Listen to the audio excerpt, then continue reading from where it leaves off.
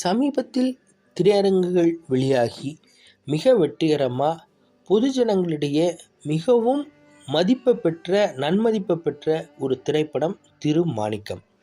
JR divine plus நேயர்களுக்கு அன்பு வணக்கம். இன்றைக்கி நம்ம சேனலில் கதையில் கதாபாத்திரம் என்ற பகுதியில் பார்க்க போகிற திரைப்படத்திலேருந்து என்ன கற்றுக்க போகிறோம் அப்படின்றதுல நீங்கள் எல்லாருமே ஆவலாக இருப்பீங்கன்னு எனக்கு புரியுது. திரைப்படத்தின் பெயர் திருமாணிக்கம். இதில் லீட் ரோடில் நடிச்சிருக்கிறவர் திரு சமுத்திரக்கனி அவர்கள், பாரதி ராஜா ஐயா அவர்கள். டைரக்ட் பண்ணவர் திரு நந்தா பெரியசாமி. என்ன கதை அப்படின்றத நீங்கள் போய் தேட்டரில் பாருங்கள், படத்தை பாருங்கள். ஒரு சாதாரண நடுத்தர வர்க்க குடும்பம், அதுக்கு கீழே உள்ள குடும்பம், பெரிய பின்புலம்லாம் இல்லை. ஆனால் ஏதோ ஒரு காரணத்தினால நம்ம சரியாக வாழணும். அதாவது என்னை பொறுத்த வரைக்கும் சரி தப்புன்றது எதுவுமே கிடையாது. நம்ம அந்த சிச்சுவேஷனை எப்படி நம்ம ஹேண்டில் பண்ணுறோம், அதோட அவுட்கம் எல்லாத்துக்கும் குறைந்தபட்சம் ஒரு சாதகமாக இருக்குதா, எல்லாரும் மகிழ்ச்சியாக இருக்கலாங்களா அப்படின்றது தான் என்னோட நோக்கம். பட் இந்த படத்தில் அதையே சொல்லியிருக்கிறாங்களா என்னன்றது எனக்கு தெரியல. நீங்கள் பார்த்துட்டு சொல்லுங்கள். குறைந்தபட்சம் சரியாக இருக்கணும். ஸோ நம்ம என்ன முடிவு எடுக்கிறோமோ அது எல்லாத்துக்கும் பாதகமாக இல்லாமல் இருக்கணும் அப்படின்னு எடுத்துக்கலாமே. சரி, இவர் ஹீரோ என்ன பண்ணுறாரு, ஒரு சாதாரண பின்புலம் இல்லாமல் அவருக்கு ஒரு திருடனாக ஒரு குழந்தை பருவத்தில் இருக்கிறாரு. அவர் ஒரு கட்டத்துக்கு மேலே திருந்துறதுக்கு ஐயா நாசர் அவர்கள் ஒரு மிகப்பெரிய வாய்ப்பாக இருக்கிறார். அதாவது கதாபாத்திரம் மிகப்பெரிய வாய்ப்பாக இருக்கார். அன்னையிலேருந்து ஒரு முடிவு எடுக்கிறாரு. அவருடைய பாதையை வாழ்க்கை பாதையை சரியாக அமைச்சுக்கிறாரு. சரியாக அமைச்சினால எல்லாமே கிடைக்குது. மனைவி, குழந்தைகளாக இருக்கட்டும், அவங்க சொந்தங்களாக இருக்கட்டும், நட்பாக இருக்கட்டும், எல்லாமே கிடைக்குது. நீங்கள் யோசிச்சு பாருங்கள், நம்ம சின்ன வயசுலேருந்து என்ன சொல்லி நம்மளெல்லாம் வளர்க்குறாங்க. ஒரு ஒரு ஒரு பையன், ஒரு குழந்தைய என்ன சொல்லி வளர்க்குறாங்க அப்படின்னா, வாய்ப்பு வரும், வாய்ப்பு கதவை தட்டும், அந்த வாய்ப்பை கரெக்டாக பிடிச்சிக்கணும், அதை தவற விடக்கூடாது, ரெண்டாவது வாய்ப்பு உங்களுக்கு கிடைக்காது அப்படின்றத சின்ன வயசுலேருந்து நம்ம எல்லாத்துக்குமே சொல்லுவாங்க, எல்லா இடத்துலையும் சொல்லுவாங்க. நல்லா யோசிச்சு பாருங்கள், ஒரு தெளிவான ஆள் பதட்டமே படமாட்டான். இந்த வாய்ப்பு இல்லைன்னா இன்னொரு வாய்ப்பு நமக்கு கட்டாயமாக வரும், இதை விட பெஸ்ட்டு வாய்ப்பு கட்டாயமாக வரும்ன்றது அவனுக்கு நல்லாவே தெரியும். அதனால் அதை தட்டி பறிக்கணுன்ற நோக்கம்லாம் அவனுக்கு இருக்கவே இருக்காது. நிதானமாக அவனுடைய வேலையை தொடர்ந்து செஞ்சுட்டே இருப்பான், தொடர்ந்து இயங்கிட்டே இருப்பான். அதை இந்த படத்தில் என்னால் ஹீரோ கதாபாத்திரத்தில் பார்க்க முடியுது.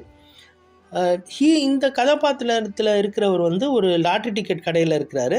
கேரளாவில் இந்த கதை இயங்குற மாதிரி வடிவமைச்சிருக்கிறாங்க. அந்த லாட்ரி டிக்கெட்டில் அவசர கதியாக ஒரு பெரியவர் வராரு. அந்த பெரியவர் கதாபாத்திரத்தில் திரு பாரதி ராஜா ஐயா நடிச்சிருக்கிறாரு.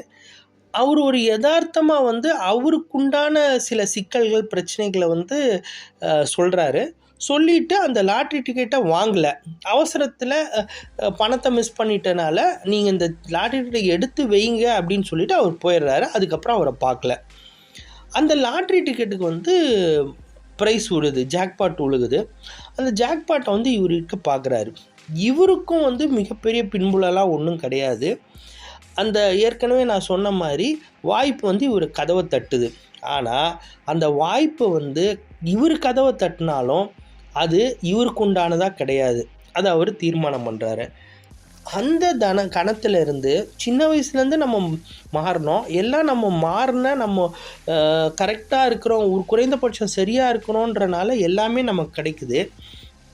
ஆனால் இந்த வாய்ப்பு நம்மளை தவற விட்டுறக்கூடாது அப்படின்ற காரணத்தில் நமக்குண்டானது இல்லை அப்படின்றத முடிவு பண்ணாலும் நம்ம கூட இருக்கிறவங்க, குழந்தையாக இருக்கலாம், மனைவியாக இருக்கலாம், சொந்த பந்தங்களாக இருக்கலாம், அவங்களாம் என்ன சொல்கிறாங்க, எவ்வளோக்கு எவ்வளோ கீழே இறங்கி போய் அவங்கள ப்ரெஷரைஸ் பண்ண முடியுமோ அந்த அளவுக்கு ப்ரெஷரைஸ் பண்ணுறாங்க.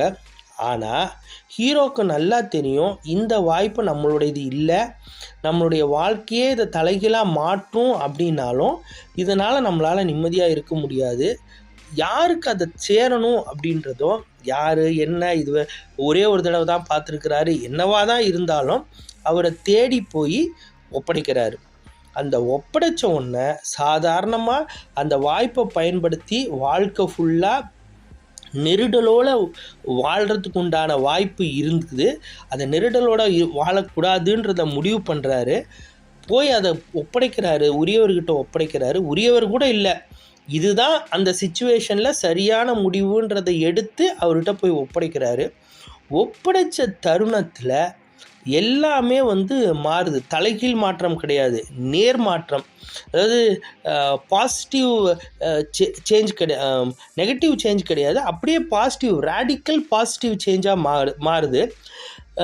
இனிமேல் நீங்கள் அதுக்கப்புறம் அந்த கதையை எப்படி நகர்த்தணும் அப்படின்னா, இனிமேல் அவங்க வாழ்க்கையில் எந்த குற்ற உணர்வும் இல்லாமல் மிக மகிழ்ச்சியாக எங்கே போனாலும் கம்பீரமாக வாழக்கூடிய ஒரு சிச்சுவேஷனை நம்மளோட இயல்பு நம்மளை மாற்றுது. அதனால் ரொம்ப தெளிவாக நம்பிக்கையாக இருக்கலாம். வாய்ப்பு கிடைக்கல, இதோட விட்டுருவோம், இதை பயன்படுத்தணும், இது விட்டுட்டு போனால் நமக்கு விடிவு காலமே கிடையாது, அப்படியெல்லாம் ஒன்றுமே இல்லை. தொடர்ந்து இயங்குங்க, தொடர்ந்து நம்ம முயற்சி செஞ்சிட்டே இருங்க. அதுக்குண்டான வழிவகை தானாக வரும். தவற விட்ட வாய்ப்பை விட மிக பிரம்மாண்டமான வாய்ப்பு, சிறப்பான வாய்ப்பு நமக்காக காத்துட்ருக்கு. தொடர்ந்து பயணிப்போம், ஜெயிப்போம். இந்த காணொளி உங்களுக்கு பிடிச்சிருக்கும்னு நான் நம்புகிறேன். பிடிச்சிருந்ததுன்னா நட்பு மற்றும் சொந்தங்களுக்கு பகிருங்க, சப்ஸ்கிரைப் பண்ண சொல்லி வலியுறுத்துங்க. நன்றி, வணக்கம்.